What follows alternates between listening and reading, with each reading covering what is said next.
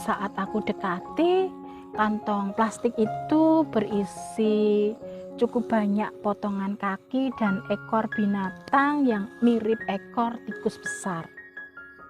Dan benar saja, saat aku perhatikan lebih cermat, tidak hanya potongan kaki dan ekor tikus, ternyata... Assalamualaikum warahmatullahi wabarakatuh. Halo Elin Story Lovers, apa kabar kalian semua? Semoga selalu dalam keadaan sehat, dimudahkan segala urusannya dan dilancarkan rezekinya, serta dijauhkan dari segala musibah, bencana dan mara bahaya yang ada di dunia ini. Sebelum kita lanjut ke dalam story, jangan lupa subscribe, like, komen, dan share. Dan aktifkan tombol loncengnya agar kalian tidak ketinggalan dengan story-story yang terbaru. Open Diary.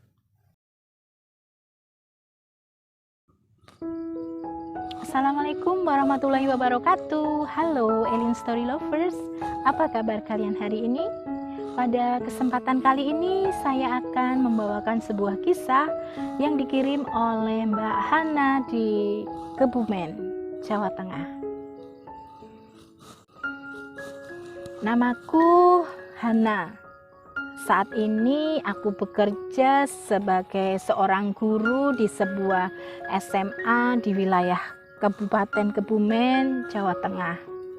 Aku ingin bercerita tentang pengalamanku saat aku masih kuliah di Jogja.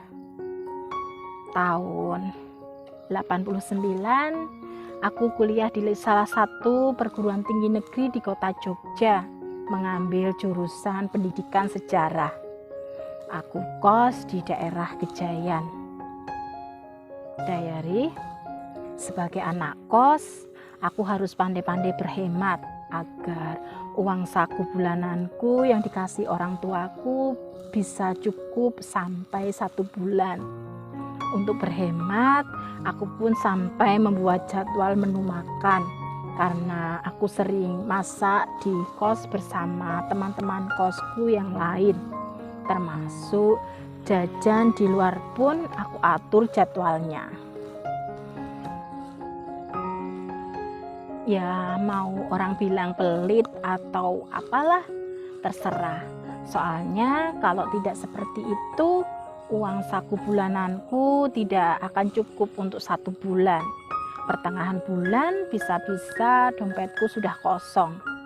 Karena kadang juga ada kebutuhan yang sifatnya dadakan dan aku tidak mungkin langsung minta ke orang tuaku saat itu juga.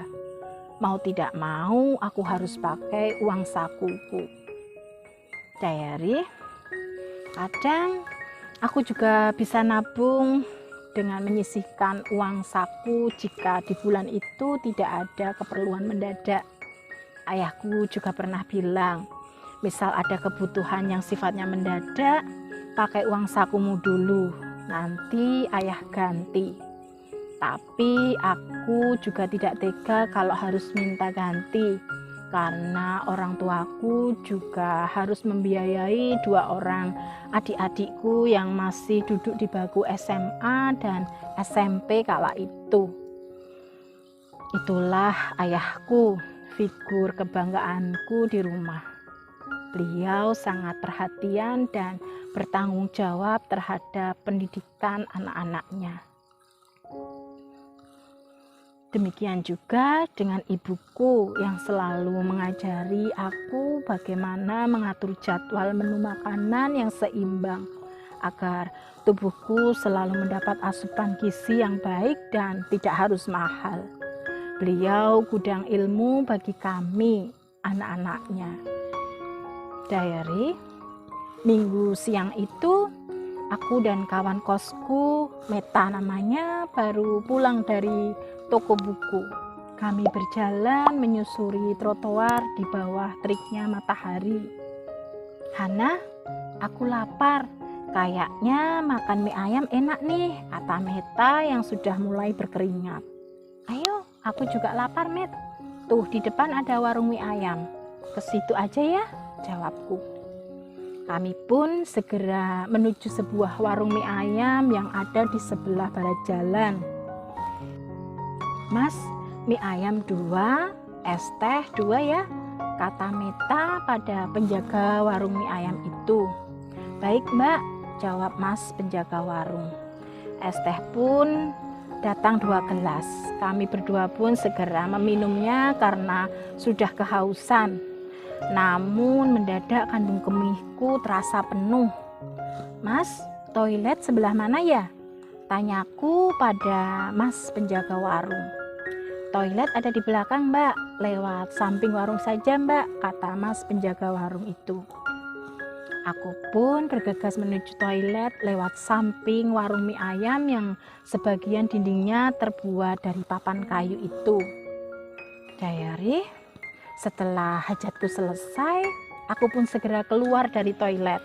Dan saat akan kembali ke depan, tanpa sengaja aku melihat ada sebuah tempat sampah yang dilapisi kantong plastik berwarna hitam yang ada di dekat pintu belakang warung mie ayam itu. Tempat sampah itu cukup menarik perhatianku karena banyaknya lalat hijau yang mengerumuni tempat sampah itu. Saat aku dekati, kantong plastik itu berisi cukup banyak potongan kaki dan ekor binatang yang mirip ekor tikus besar.